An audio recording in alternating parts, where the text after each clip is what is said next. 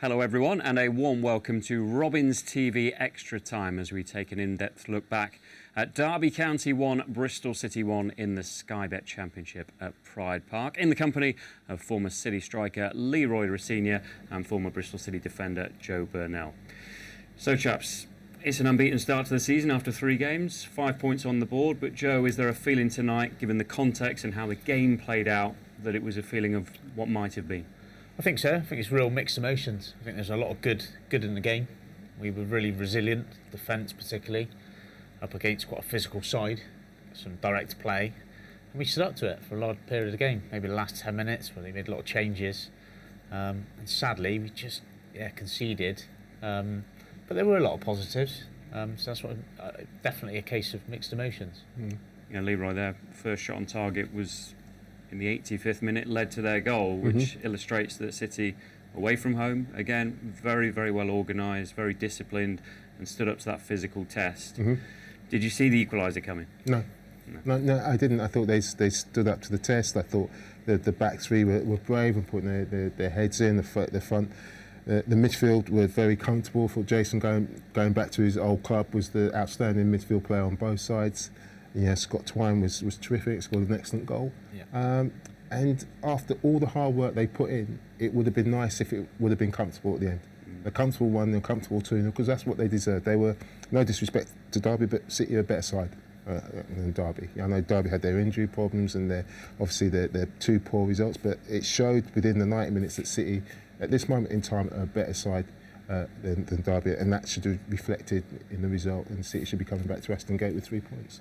I mentioned one of the stats from the game. We can take a look at all of them now. You mentioned, obviously, Derby stayed up on the final day of last season. They've got a number of players, almost in double figures, injured or unavailable for this game, so it felt like a good time to play them, really. They conceded 8 in the first 2 matches in the Championship, and they didn't offer much, did they? It was pretty even possession-wise, but not many clear-cut chances on both sides, to be fair.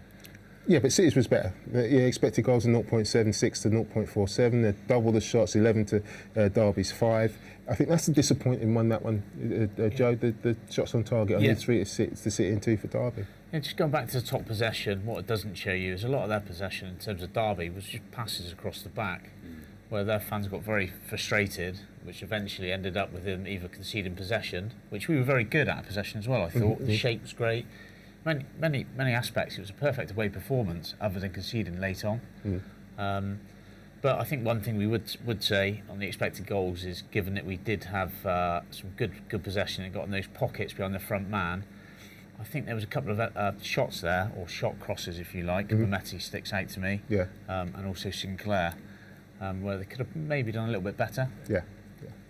It's interesting that Derby committed 15 fouls. I think Gerhard Struber will be pleased with the duels won by Bristol City, and that was always going to be a big part of tonight, Leroy, wasn't it? We talked about it before, as did the head coach, about the physicality of Derby under John Eustace, their threat from set pieces, Carlton Morris being the real figurehead, and we saw it early on, that early danger, didn't we, as we look back on some of the clips? Yeah, if we look at the clips, the reason why Dickie and Sykes came into the side was to deal with that physicality, and this is early on. And if you just pause it here, he's so good at this, Carlton Morris. I've seen it for many years.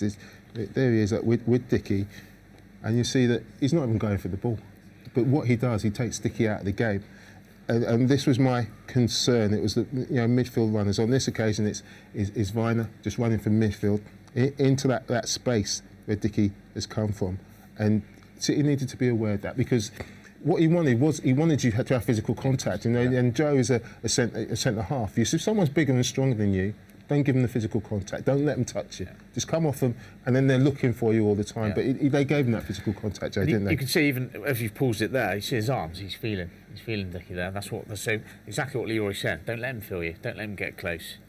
As you can see there, doesn't let the defender get a full header. Or in that case, no contact whatsoever. Yeah, look what that does. Takes Dickie out of the equation, and it almost leaves him in a 3v3 situation, maybe in 4v2 for a few moments. You see, now they've got the runners, and it's Zach Viner and Atkinson are both running back to their own goal.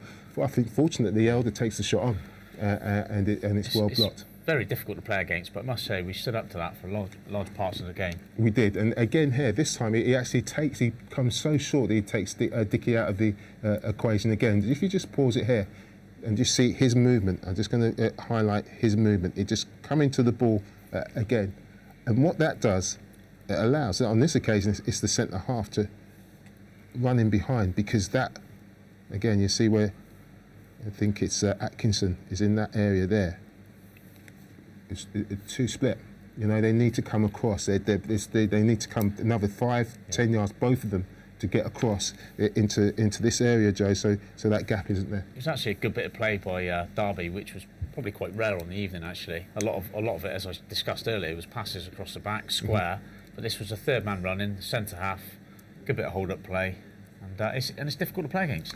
It is, and that was the best that Derby had to offer in the first half. You know, so that was early on in the first half. We were very comfortable, weren't we? And that's the best, you know, from a Derby perspective. And it came from Carlton Morris's movement outside the box, and just, you know, Dickie just getting pulled out of areas, but didn't see Vitek even troubled by it. No. And that was always, again, predicted, wasn't it? That threat down the middle. Like we saw Matt Clark coming up from the back there, but they don't play with out and out wide players. No. So it was never going to be intricate play down the sides and getting past them and stuff like that. It was going to be pretty route one. Yeah, it's direct to the big man up top. It makes it very difficult. As Leroy said, it's not necessarily he's going to win the ball. It might be the case that we'll attempt to win it, but not a clear clearance. And then it's them coming off the flanks, coming off the sides, joining in the third man runners, Vyman early on. But I thought we dealt with it really well. Exactly. You know, I think credit to all the defenders really tonight. And that's back-to-back games, isn't it? Because Charlton, similar task, and they've stood up to it. It's not easy. It's not easy, but honestly, I think Charlton much better at it than Derby. You know, you got to give Charlton credit. It came up of the momentum of coming up through League One. I think everybody think, side coming from League One, they were really well organised. You know, and I thought they had mobility in their side throughout the outside, especially in their second half performance. I don't think Derby had that mobility. I think the frustration will be is that Derby were pretty poor. I think watching them tonight, they were a pretty poor side. I think the fans saw that. They were pretty disgruntled throughout. Lacked a lot of quality. And I think there'll be a lot of frustration tonight with Bristol City, where I really could and probably should have come away with 3 points. Absolutely. Well, City got that measure of control after that initial, bit of purple patch for Derby, which you'd expect, and it was a goal of real quality from Scott Twine. And 51 appearances in a City shirt, 17 goal involvements. This is his 11th goal, and it's just that first touch you love, Leroy, isn't it? Yeah, and it's so important. That's what makes it so easy. I mean, and I love the run from Mehmeti. He's all about mobility and energy as well, which creates the space. And if we just play it on here, and just pause it here, as Anis is about to make this run, and it's a really good run, because so often, because he's central. I mean, he doesn't really want this ball, but he's making a run. I think you can see where Scott is, and he's making this run to clear the space. And as we play it on, and we just pause it as he receives the ball there. Now he's created that space, and it looks like a big space, and it is a big space for it in the edge of the box. But your first touch has got to be spot on. And Scott Twine's first touch is absolutely terrific. And Joe, as a defender, if the forward gets his first touch right, it's impossible to get there and defend it. It is. I think it's a fabulous first touch, and it's great play. It's so difficult to receive a ball on the half turn there. I find it almost impossible. Back to goal, half a turn, delightful finish. Yeah, brilliant. Waited, finish. Keeper's got no chance. Is it why Mehmeti's a bit of a coach's dream? Because he makes those right. He's very clever with his movement, and it's almost worth an assist, that, isn't it? I was talking to Joe before, and saw City in pre-season doing the Bronco. Doing the. You were top of that. I was at the back, and I'm sure, and Anis Mehmeti must be top of that, because his power, endurance, and running is first class, and I think that's why Scott Twine is doing so well. I know you're thinking that Anis didn't have a great night tonight, but when City drop into a 5, it's Anis who becomes the third midfield player next to Randall, and it allows Scott to then almost become the second forward player. Yeah. So Scott hasn't got as far to run. Now, Anis is doing a lot of his running when City are defending. So you find that it's Scott who's closer to Emil Rees when City have possession of the ball, Joe. So I think he's doing a lot of unselfish running off the ball, not getting the credit he deserves. I think Scott is obviously he's getting the goals and the assists, I'm sure in the dressing room be saying thanks, Anis, for all your hard work. I think it's worth noting that you see so much more this season forward movement. You know, Mehmeti, that example, but just in general, I think they had a lot of movement forward, and Twine worked very hard tonight. I thought, and he was sharp, but all around, I'd say, movement off the ball is, and that creates a space, as it's just shown there. Well, the next clip is Anis Mehmeti going close in that first half. 2-0 would have been a very interesting scoreline at half time. Yeah, I mean, and again, it came from the front three working really hard. First is Emil Rees wins the ball, and then from there they've almost got a 3-on-3 situation. Emil Rees makes one where he could easily have got the ball. It creates that space for Anis, but Anis always wants to come back inside. You know, again, just gets the ball stuck under his feet a little bit. I was thinking that I didn't know whether the better ball was to Emil Rees, but I don't think you can execute that pass, Joe. And even when he's passed it there, Twine's then gone to overlap. Yeah. You know, that is it's clearly an instruction from the management that the movement off the ball. You know, follow the ball, make space, go beyond, break the back line. It's really difficult to play against. Yeah, and because you've got wing backs as well. Yeah. You know, you haven't got natural wide players. Yeah, you know, exactly. sometimes you've got natural ways will do that overlap, but that front three, they've got to create that overlap and that movement themselves. They've got to work extremely hard. And I just wonder tonight that they worked so hard without the ball. The minute they lost possession, straight back. We know, you know, the manager's, you know, that's his style. I just wondered late on, after giving so much effort, you know, did that affect us late on? Well, we saw Emil Rees's mobility there. So it was a blow, wasn't it, when he had to come off early in the second half? It is a blow, and you know, when we signed Emil Rees, I said he'd be judged by his goals, but I think that's a little bit unfair. You judge him by his overall team performance, which was excellent. And obviously Sinclair Armstrong came on, and it was an opportunity for Sinclair Armstrong. But look, Emil Rees going off, and obviously I think it was an injury, as he wouldn't have come off that early, Joe, but it was a blow. No chance, because he was played really well. And as you said, you'll be, as a striker, you're judged by your goals. However, watching the first two games and tonight, he was so well. His hold-up play, but also he's a threat in behind. He links the play so well. He's a really old school striker who's a threat beyond and to feet as well. I think it was a blow when he came off, and definitely felt a slight change of energy, maybe. Yeah, and I think the three of them have an understanding. Yes. Their movement, you know, they're into running and the way they move. I think they've got a really good understanding, and I think, you know, when he went off, it was just slightly lost that. Let's look at Sinclair Armstrong's contribution when he came on. Looked bright, looked busy. What did you make of it? Look, he did everything that was asked of him. You know, this is I think early on where he holds the ball up, and I think he wins a free kick, and you know, again, does really well. And we say, look, excellent. Again, it's a ball in behind. This is a lovely little header off, and then he runs in behind the defender and creates a space himself. Tries to take the shot earlier. I'm not sure he can do anything else because it's such a tight angle. Yeah. You know, could he go on his left foot with it? It would narrow down the angle. So I think he did all right, but.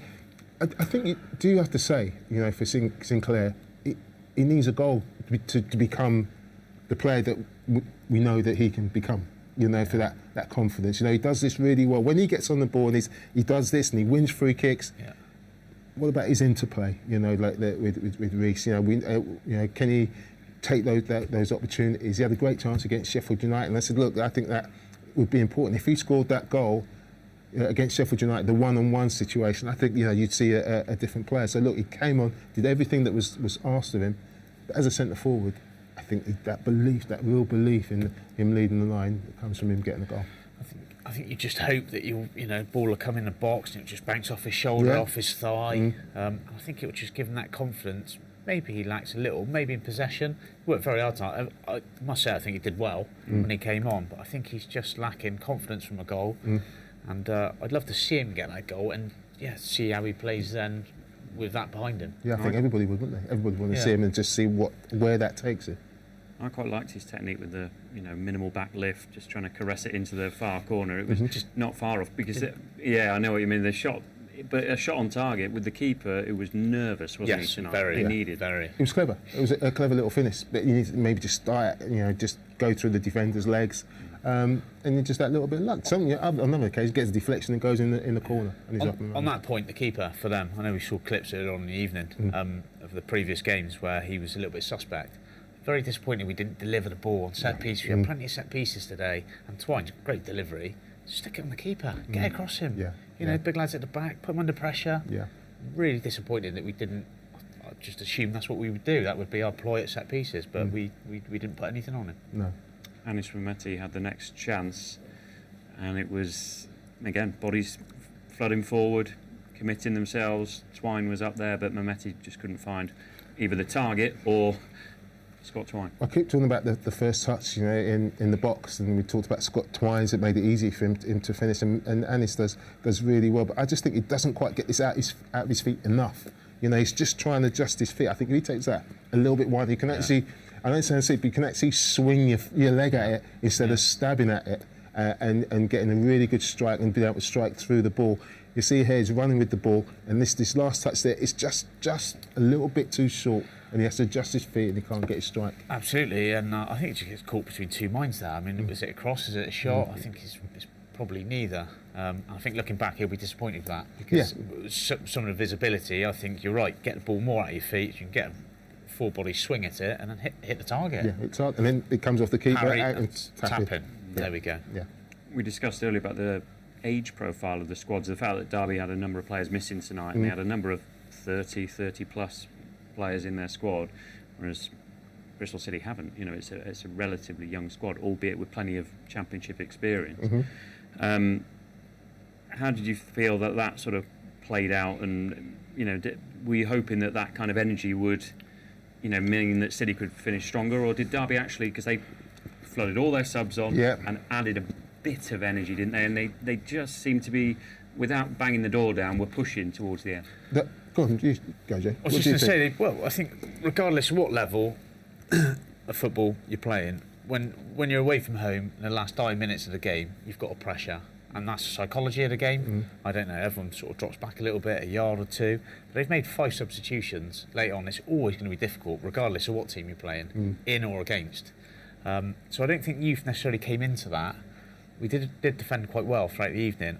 My point would be, I think late on we failed to keep the ball as well. We failed to, because early on we were in control throughout the game. Probably for 75% of the game, I think we were in control. Late on, I didn't feel like that. You know, late on, I think, and you know, that might be a case of 5 substitutions away from home. That would be my argument. Yeah, no, I totally agree. But I said in the first half, it just felt like Derby were trying to old school them out of the game. You know, trying to get free kicks. You saw them putting pressure on the referee. You know, Carlton obviously fouled Dickie, and then he got the crowd up. You know, by having to go. He got booked, but the crowd got up because they thought. And it's all this experience trying to use the crowd, use everything to get that pressure up and get it going. So, but the game was in City's control. You know, and that's what was disappointing, because at the end of the day, it was down to City that they lost that goal. You mentioned him there, Carlton Morris. He was the one with the equaliser, Joe. Difficult to watch, but you know, he's a very good player. I think he's. I think he knows. I think he knows his strengths. I think he plays them. I don't think he tries anything he can't do. I think he battles hard, and I think when you play against players like that, which you don't see so many in the game nowadays, you know, you're up against it. Yeah, and do you know what? The reason why I was disappointed with this goal, because just before this, a cross came in from almost the same position, and I don't remember Ross McCrory dealt with Ward. He just actually, it was overhit the cross, but his body position was perfect. But this time he just lost sight of him. Didn't know where he was coming from, and it's a great finish. I don't know if we can play that again, because quickly, just from the start, very, very quickly, you can see that Ross's reaction was straight again in a second. And he just loses him for a second. And he actually turned the wrong way, turned towards the goal, turning out this way. I think it's quite deep. His run's quite deep, so I think that's probably his argument. Why? Yeah. If you pause it here, now he doesn't know where he is, because his body's actually facing towards the goal, and so you can't see him. His back's to him, and that's why he gets just the wrong side of him and wins the head. And Ross did this perfectly all night, and that's why if you play it on now and you watch it in real time, that's why he lost the only header that he lost, and it's cost him. And he will be disappointed, because he defended so well. He really did, and that key moment, and it's even better than this out. And he's doing everything right. He's scanning, but he just gets his body position wrong. He tries to get his arm up, he's always trying to get defenders to do, and then it's desperate defending. They can't keep it at the back of the net. And we'd said as well that Morris was having this real old battle with the centre halves, Atkinson, Dickie. There'll be a few bruises on both sides, but that was a moment where he'd just drifted out wide, and suddenly he was being sort of occupied by Mark Sykes, and it was just that momentary lapse. Yeah, he switched off. I think Sykes here. I think when he watches that again, I think if he tracks the run, whereas he drifts back in, obviously he'll have pressure on him. He won't have that free strike on goal. Moments late on in the game, everyone's tired, everyone's put a big effort in. It's that moment lapse of concentration throughout. I just wish, really, given our not necessarily dominance, but I think we were a better team. If we could have just nicked a second goal, yeah, we wouldn't have played out like that in those dying moments. Yeah.